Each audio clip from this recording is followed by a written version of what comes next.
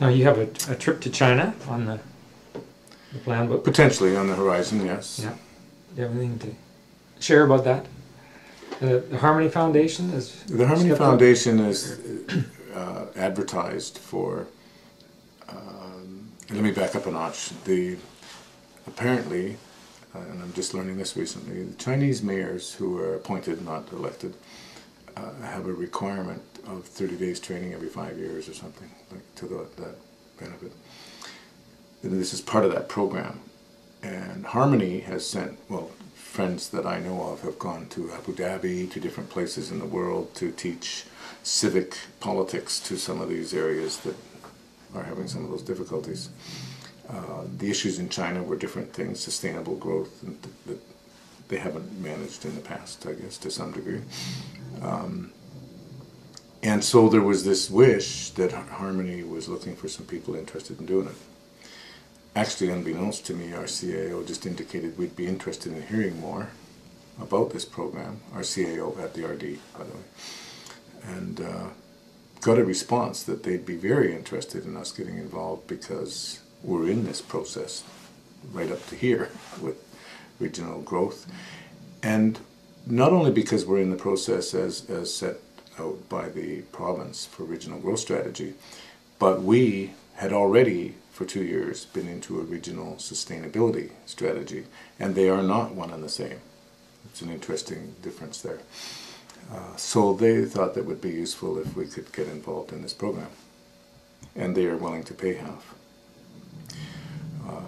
I've already had, in fact, an offer from a citizen who says, I've got a bunch of Chinese money left over, and I'm not going back there anymore since my health has changed, and I'd like to donate it to the cause. So there's quite a few people have commented positively about maintaining this connection.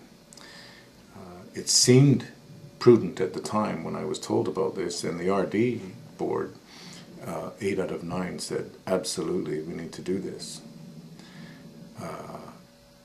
And the CAO had committed that we will look for other grants and sources of funding so that it's not local taxpayers necessarily paying for it. And I said, well, it might be an opportune time, if Cumberland is a year overdue, in fact, to visit our sister city, that we could get in on this trip, add a couple days to it instead of another plane flight, and therefore accomplish our goals at a much reduced rate, which made sense to me. So that's where we've gone. But I think anytime you go to talk about a topic, you're not just teaching, you're learning. And certainly the Chinese must have a wealth of knowledge about how to be sustainable, whether or not they have in fact published it as such, or dealt with it in the same way that we do. Even if they're negative things, it's information we need. And I believe if they've made errors, certainly we have, if they've made errors, we can learn from those both ways. So I don't consider it just we're going over to give them the benefit of our wisdom. We're going to share information. And I think at the same time, and we've talked to the Comox Valley Economic Development Society manager, it would also pay to have them involved and make a connection while we're there again on economic development between the two areas. And those are more regional approaches than they are Cumberland. Mm-hmm. So that's why I think it is a wise thing to continue. And I would suggest if the majority of the citizenry doesn't believe that anymore, then we should actually tell them we're out of it. Not just leave it hang there as a paper decoration on a wall. Mm-hmm. I think we would owe it to them to say, let's not do that anymore. We don't see the advantage, or we don't care to participate. But not just leave it out there, because we're overdue. We should have went last year. The Mazu that was presented to us in China, which is their goddess of the mariners, protecting the mariners, there was a great source of pride there because Cumberland is the only place outside of China that was ever given one of those. Mm. Which is at the museum. Yes. And their point is, again, as soon as the travel releases are done, hundreds of thousands of Chinese will come just to have the opportunity when they're visiting North America. They'll come to see that Madzu, to worship her. So, again, something that's a cultural benefit is also an economic benefit. They and I recognize the Madzu was not part of the original Chinese down here. Not of all of them.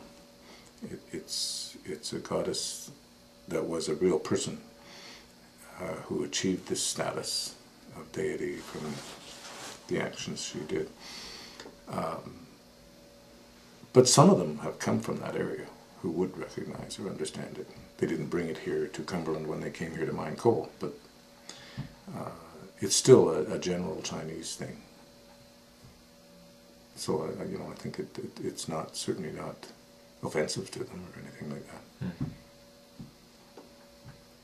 It might be if we said that was their goddess. We didn't say that. Mm-hmm. So lots of folks coming to Cumberland is what you're seeing. I see lots of folks visiting.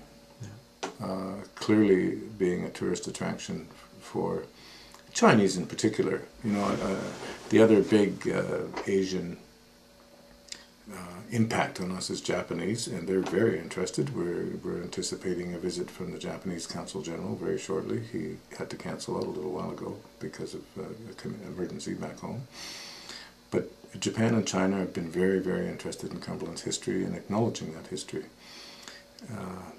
And it impresses me that the Japanese, in fact, have gone far beyond the irritant that we had of forcing them out of here, etc., and have shown strong appreciation for the fact that we are acknowledging that history, that we are celebrating the history of the Japanese and their impact on our community. But one comment was made to me in a provincial level, is they found it amazing that they don't know of how many places where we've brought the Chinese and Japanese together on the same committee to accomplish something in heritage, because there's still very strong stresses and strains between those cultures in the world, although some of them are rapidly overcoming it. But they said this was one of the areas where that unusual step happened, where they're actually on the same committee. So we're very pleased that we could be part of that. Obviously, another major Asian area of impact economically in North America is India, but not so much Cumberland. And I think it's because most of the East Indians were attracted to the towns with mills, and that's why we see Port Alberni, Duncan, and some of these areas. Not because we didn't welcome them, because we didn't have, I guess, the industry they were interested in. So that's why we've made no cultural connection there, is we didn't have that historical culture. Isn't to say we wouldn't welcome that kind of connection, but mostly Japanese and Chinese was the history of Cumberland, along with all the mixture of whites from Europe and Eastern Canada, etc.